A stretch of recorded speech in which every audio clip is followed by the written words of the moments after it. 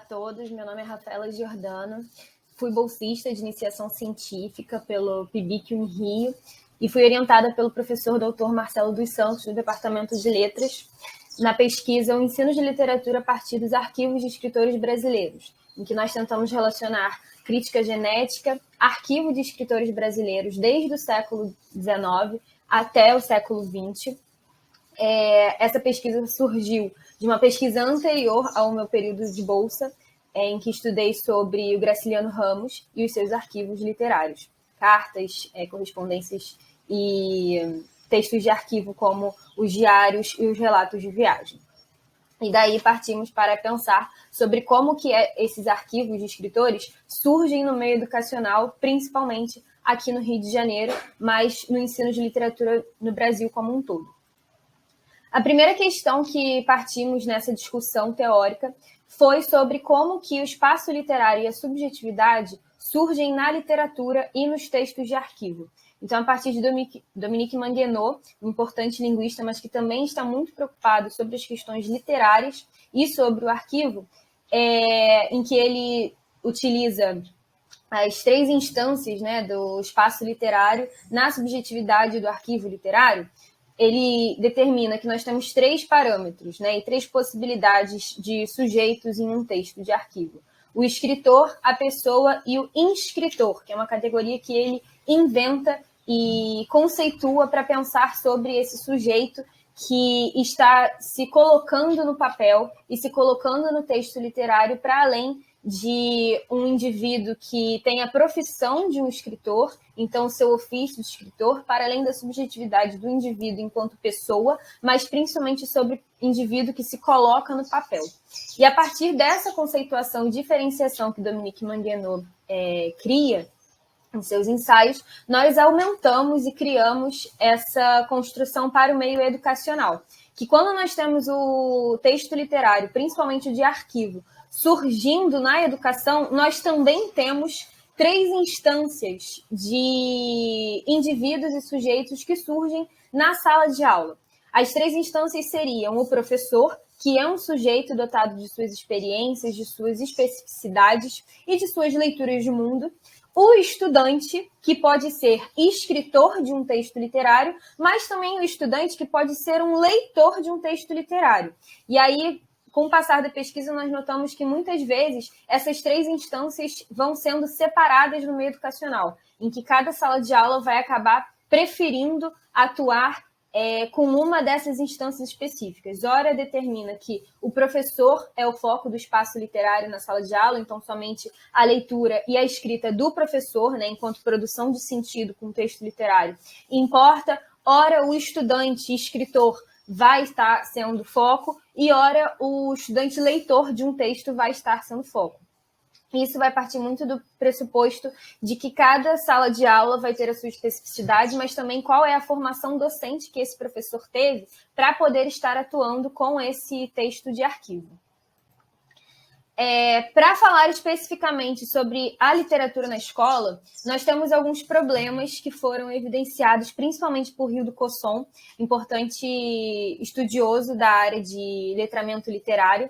em que no livro Paradigmas do Ensino de Literatura, ele salienta como que o paradigma histórico nacional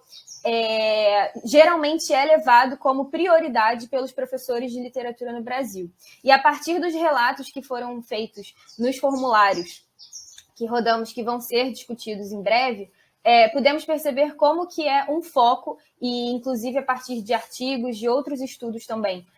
sobre literatura na sala de aula brasileira, como que geralmente o paradigma histórico nacional é o que mais acontece. A literatura surge para que a gente possa conhecer o Brasil a partir da literatura, surge para que a gente possa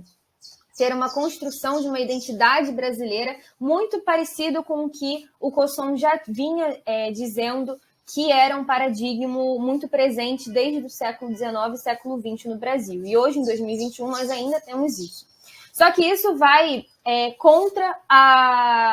ao pressuposto que o próprio Hildo Cosson estabelece, que se chama letramento literário, que é como que os alunos eles também devem ser valorizados porque eles têm essa capacidade de letramento em relação à literatura, né? Cada indivíduo vai ter diversos letramentos e, assim como o letramento literário, os alunos também podem estabelecer suas próprias leituras de mundo a partir da literatura. E isso, então, já mostra uma grande problemática, porque a gente tem o letramento literário, esse conceito surgiu em 2010, mas ainda hoje, em 2021, temos o paradigma histórico nacional, em que o letramento literário não é tão valorizado nas salas de aula brasileira, surgindo, né, para poder colocar essa construção somente de identidade brasileira e não identidade do sujeito aluno, do sujeito professor. Uma outra questão que surge é o avanço na leitura literária. Hoje em dia, assim como tivemos em 2010 o surgimento desse conceito proposto por Hildo Cosson, do letramento literário, hoje em dia nós temos dois fortes indícios de que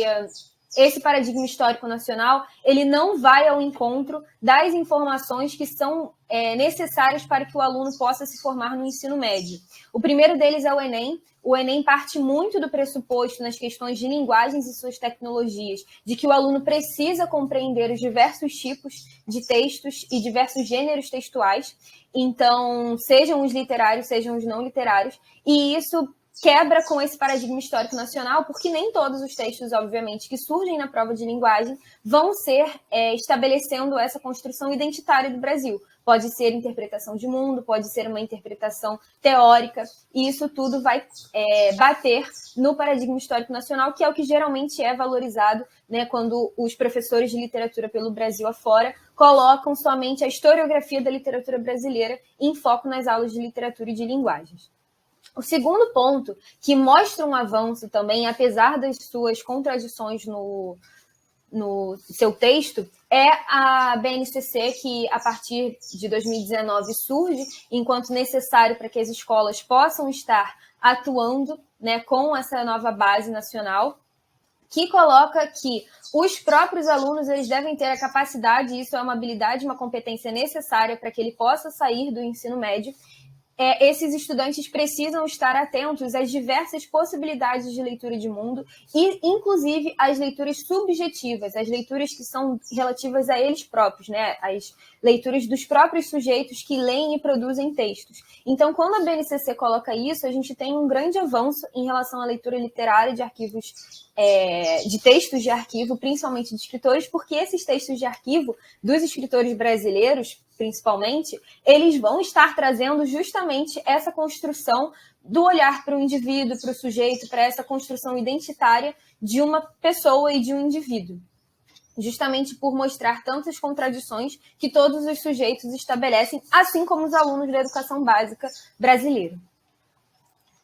E aí, um segundo ponto que nós tratamos na pesquisa foi sobre a formação docente. A gente partiu de um questionamento sobre o Paulo Freire, do Pedagogia da Autonomia, em que todo professor deve continuar pesquisando para que possa se manter ativo na sala de aula. O professor da educação básica, inclusive, não pode deixar de fazer a pesquisa para poder preparar as suas aulas. E aí nós começamos a nos perguntar como que a crítica genética, né, com esse viés do estudo de arquivos literários de escritores, estariam surgindo na educação básica. Se de fato essa crítica genética chega à educação básica nas aulas de linguagens e de literatura. Principalmente porque muito tempo, depois de que uma teoria literária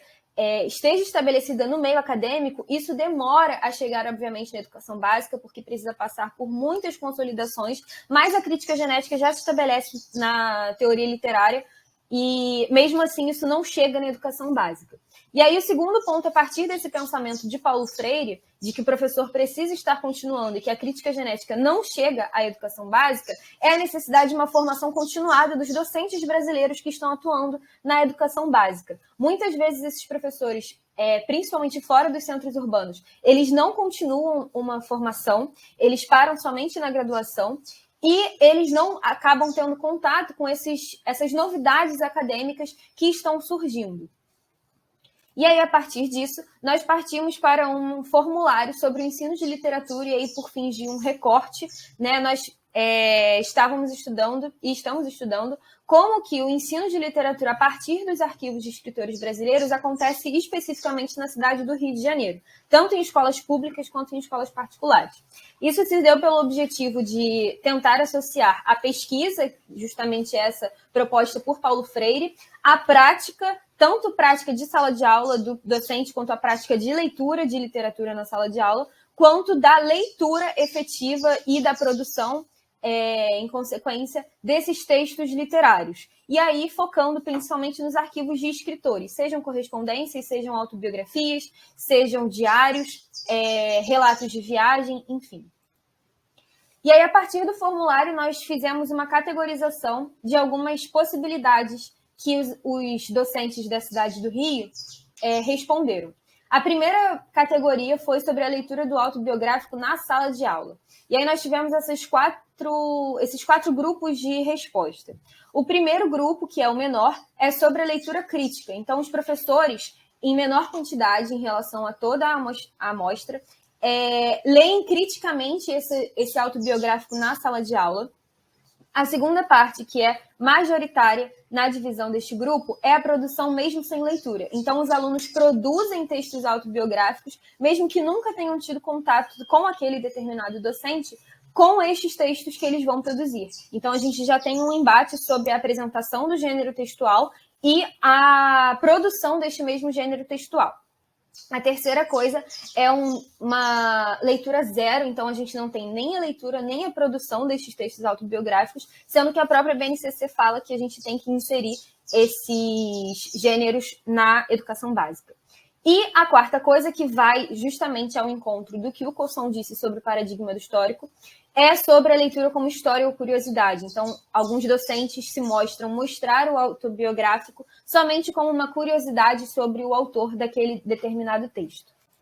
O segundo grupo é sobre, justamente trabalhando essa formação docente, sobre a leitura do autobiográfico feito pelo professor fora do contexto da sala de aula, para que esse professor possa estar atento tanto ao que vem sendo produzido academicamente quanto literariamente. Então, se esse professor lê ou não fora da sala de aula, é o hábito de leitura desse gênero, que é o autobiográfico, e também das correspondências, dos relatos e etc.